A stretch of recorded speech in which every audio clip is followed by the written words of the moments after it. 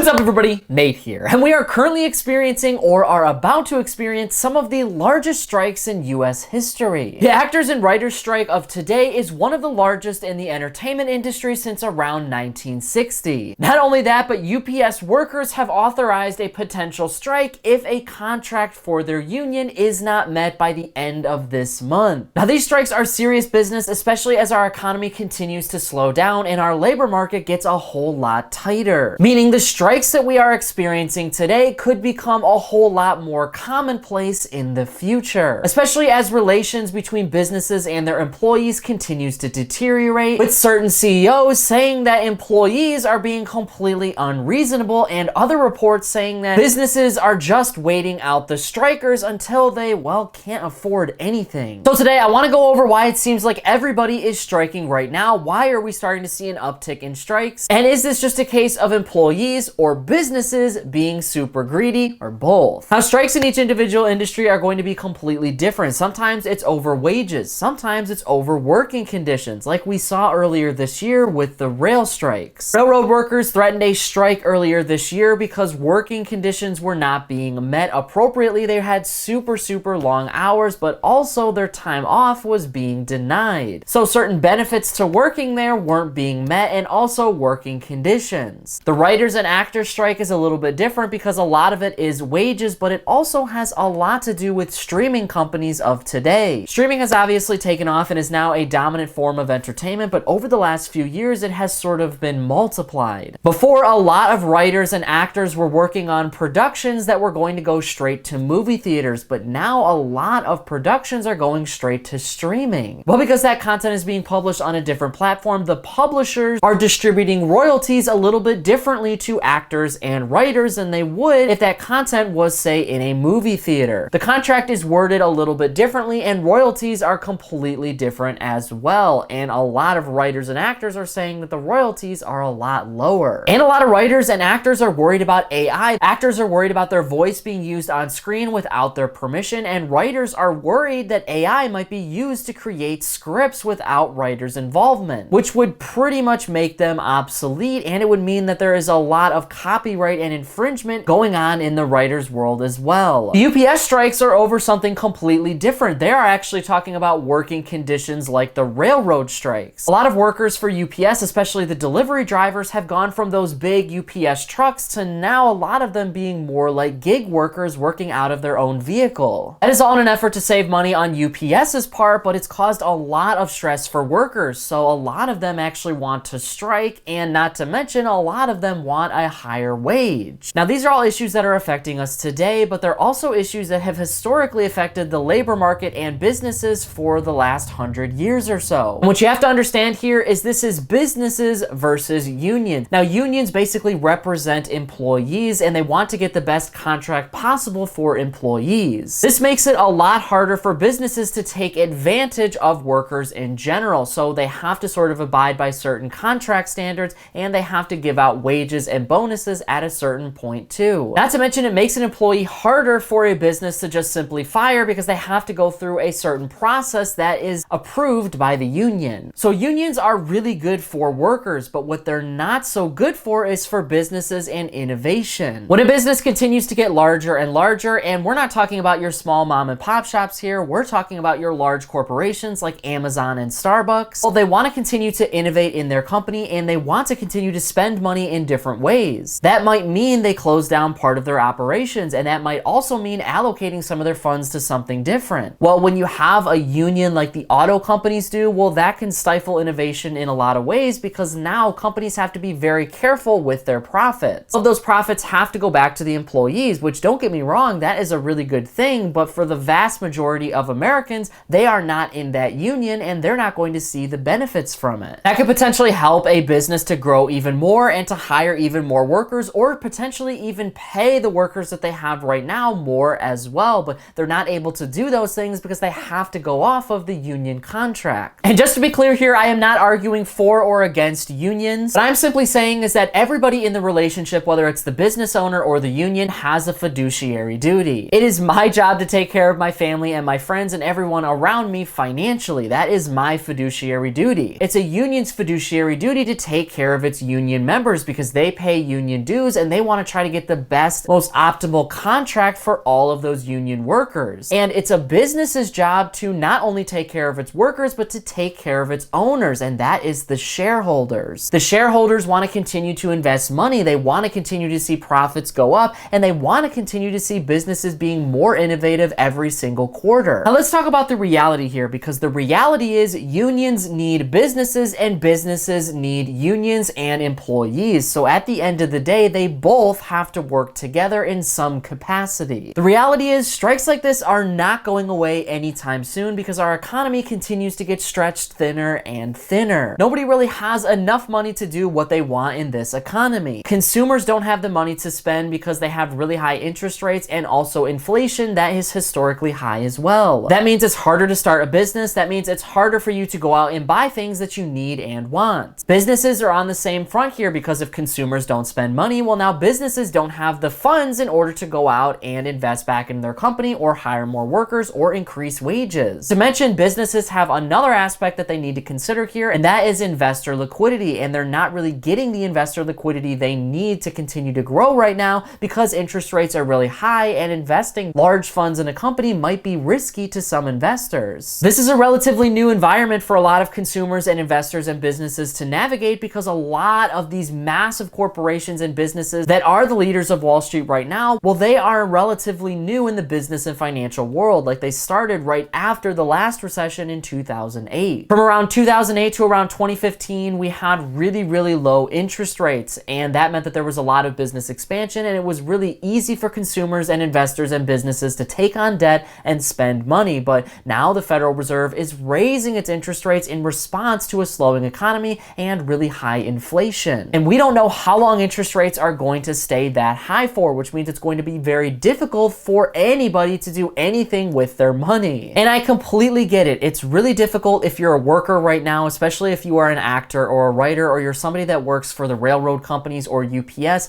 looking at these massive corporations and saying, well, they have billions of dollars in profit. These CEOs make hundreds of millions of dollars every single year, so why isn't some of those funds trickling back down to the average worker? But again, this is where the idea of fiduciary duty comes back into play. It's a CEO's job to make sure that the business survives and that the owners of the business are also taken care of. If businesses hire too many employees and pay them way too much, well then potentially you could see a lot more layoffs, and businesses want to avoid that. They also want to avoid conditions where they have a lot of employees who are way overpaid. This is something that the Federal Reserve has actually talked about over the last year or so, because we had things like the Great Resignation and workers were moving from job to job to get better benefits and better pay. Well, that meant that businesses had to fork over way more funds than usual, but now they have way too many employees, and those employees make a lot more money than they used to, and in this slowing economy, that has led to layoffs. That is really bad for business, and it's also really bad for employees, so businesses want to try to avoid that, and they also want to keep their share prices really high. That means they're trying to cut costs as much as possible, but again, for the workers, that really isn't a good situation. What everybody needs to understand here is that everybody in our economy is a consumer, and that there is a consequence to every action. So businesses may be able to increase wages a whole lot for writers and actors and also UPS workers, but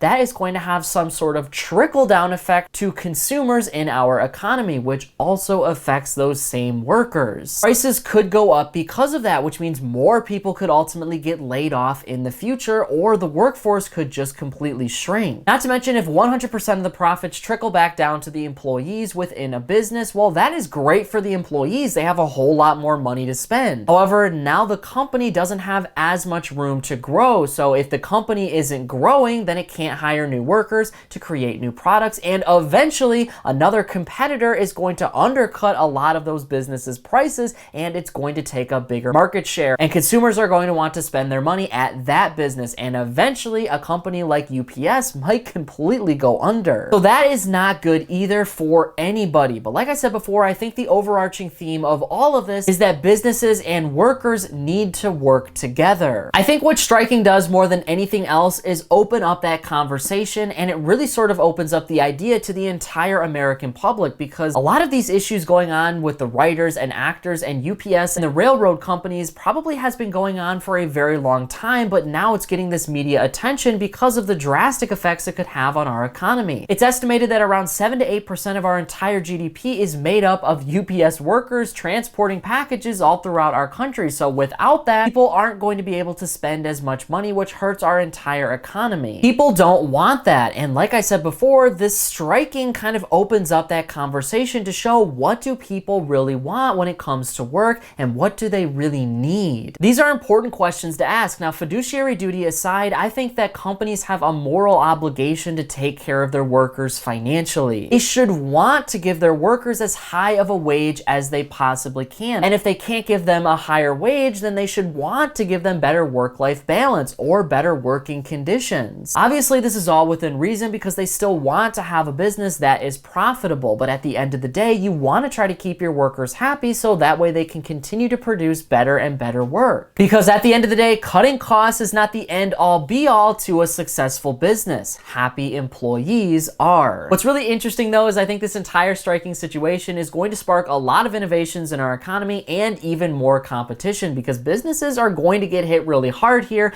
and other businesses and companies are going to rise from those ashes. During the writer's strike, we saw a lot of innovations in the film industry. Like we saw the rise of reality TV, which probably wasn't the best innovation, but it was a way for these film companies to survive. I think the exact same thing is going to happen today, except for the big difference today is we have platforms like YouTube and we have platforms like social media. A lot of these writers and actors can easily go work for a content creator or launch their own channel or their own podcast and continue to make money. You can take care of yourself financially by finding other opportunities, and I firmly believe that they are out there today. That is the beauty of our economy. You have to take care of yourself first, and that is something that we stress a ton on this channel. You want to be financially educated, but at the end of the day, you also want to have purpose in your life and you want to live a healthy lifestyle, and that means picking a job that you're passionate about and somewhere where you feel like your work is super valued. There are a lot of opportunities out there, even if you have to create your own. Let me know your thoughts on all these strikes in the comments below. Who do you think is more at fault here? Do you think it's the businesses or do you think it's the workers? Or maybe you think it's actually a combination of both. That is it for me, everybody. Be kind out there, and I'll see you all in the next one.